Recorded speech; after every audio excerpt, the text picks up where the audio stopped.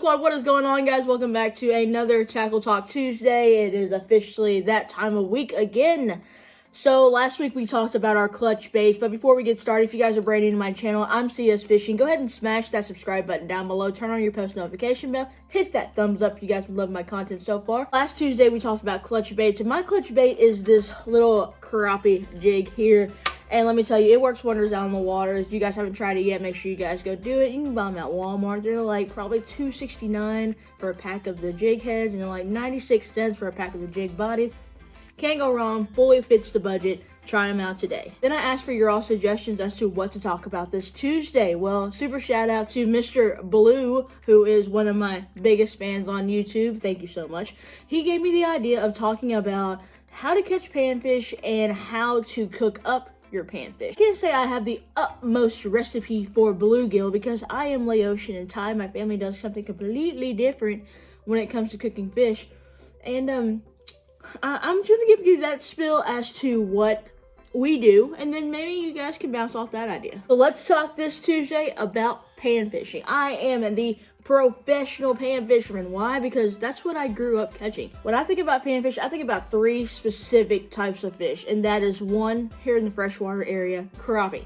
The best tasting fish ever. If you guys don't agree with me, go ahead and click off my channel. Anyway, so crappie, bluegill, and rock bass, the top three for us here in the freshwaters of Kentucky. I know in Florida you guys have your perch, and you guys have like those little, cichlids, is that what you guys call them? But they're ugly brown looking things. Yeah, that's what you guys have out there. But when it comes to catching these three fish, all you need are three baits. And that is one, the most dominant one of all. And not many people use it, and I don't know why they don't. They always use cast nets before they use this. It's the wax worm. The wax worm is the juiciest and the only thing I like to use when I go out in the water. Now, if I'm in a pinch and I don't have any wax worms or the stores don't have wax worms, I usually go with bread or I'll go with regular night crawler. Why do I say wax worms? Because let me tell you, they have never failed me yet. I caught my PB carp on a wax worm. I caught my first PB largemouth bass on a wax worm. And then I also catch a lot of crappie on wax worms. Then also I catch a lot of bluegill on wax worms. Talk about the rig. How do you rig up your rod to use out pan fishing? Luckily for you guys, Captain Kayla loves pan fishing, and her rig is always set up for pan fishing. That's my truck and grabbed her rig. So the first thing is, stab my ceiling here. The most important thing is the hook. That's right. This is a size 6 panfish hook that you get from your local Walmart or anywhere you can get your fishing gear. Super, super cheap. I get them for like maybe $1.69, and it comes in a package of like 20 or 12 or 20. I can't remember. There's a number 2 in there somewhere. But the size of the hook is what matters the most. Why? Because your panfish mouths are not that big. The next thing on your list is a split shot sinker. Split shot's really easy to use. On the back end of it, it's got like these little area where you can pinch and it'll open the split shot like this. And then you just close it on your line. Depending on how much pressure you guys put on that split shot, depends on how good it's gonna stick to your line. Depending on how deep the water is that I'm fishing, I kind of like to have it loose enough to move up and down my line. That way I can adjust it according to the depth of the water that I'm throwing this sucker out to. All you guys have to do is do a hook and a split shot, a really, really light split shot. And then the third thing, that is a bobber. I use these bobbers right here because they're super easy to put on. And I know a lot of you guys probably use the ones that have the slip down the middle and you just stick the cork up and down on each end. I like those too. However, it's not that effective for me because these actually last longer, in my opinion.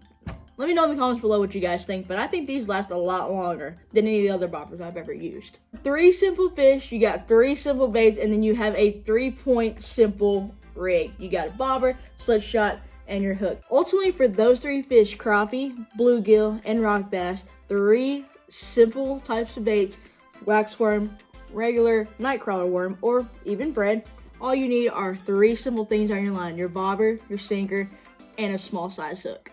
So Mr. Blue also asked, what is my best approach to cooking panfish?